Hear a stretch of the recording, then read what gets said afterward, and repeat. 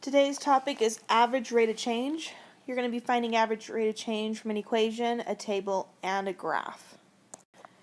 So you have all been dealing with slope for a couple years now. You've seen it as rise over run, or y2 minus y1 over x2 minus x1. But up to this point, all your slopes have been for a linear line. Well, now we have curved lines, such as our parabolas. So we are going to find the average rate of change by drawing a secant line. A secant line is where you connect 2 points on a parabola and draw a linear line between them. The average, meaning not an exact rate of change, is finding the slope of that linear secant line. Finding average rate of change from a graph. We're going to find the average rate of change between where x equals -6 and x equals -4. This can also be written with interval notation. Remember, interval notation uses x's. So again, this would be x -6 and x equals -4. You're going to see it both ways. To use average rate of change, we're going to still use the slope formula. y2 minus y1 over x2 minus x1. We have our x's. What we need is our y's. We can find the y's that go with those x's by looking at the graph. So I'm going to go to where x is -6. On the graph, it happens right here, and that's where y is -1. Where x is -4, I'm going to go to the graph. That's right here. That's where y is 3. So what I'm going to be doing is finding the slope of this secant line between those 2 points. Let's use our formula y2 minus y1 over x2 minus x1. Let's plug in. You can choose whichever ones you want to make your y1 or y2, but make sure they match up with the x2 and x1. So I'm going to start with 3 as my being my y2 minus y1, which is a -1, over x2, -4, minus x1, -6.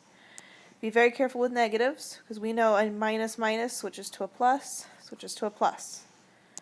So what I have right now is 3 plus 1, which is 4, over -4 plus 6, which is 2. I can simplify 4 over 2 to just 2. Finding the average rate of change from a table.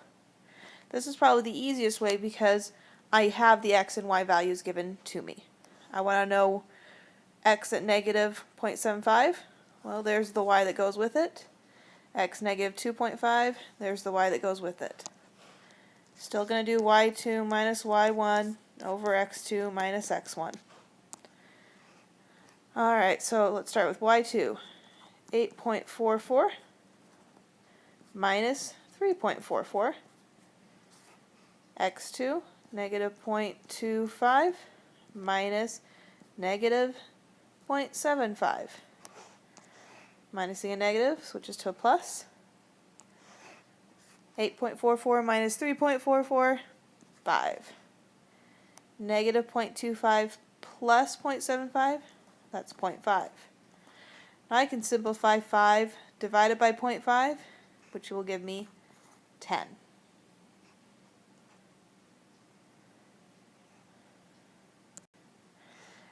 The last way you're going to need to be able to find average rate change is from an equation.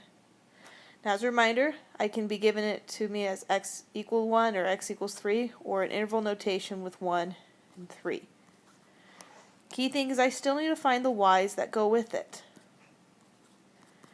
I have the function, and I can replace f of x with y. To solve for the y, I can take each x and plug it in. So, for the first equation, I'm going to plug in 1. So instead of x squared, 1 squared plus 6 times 1 plus 9. Basic math, 1 plus 6 plus 9. That gives me y equaling 16. We can repeat the same process to find the second y. Except now I'm going to plug in 3. 3 squared plus 6 times 3 plus 9. That's 9 plus 18 plus 9. My second y is going to be 36. Now that I have both my x's and my y's. I can use that formula again. y2 minus y1 over x2 minus x1. Let's plug in 36 minus 16 over 3 minus 1, 20 over 2, simplify down to 10. If you do not feel like you can find average rate of change from a table, graph, or an equation, come in and get some more help, or watch any of the additional videos.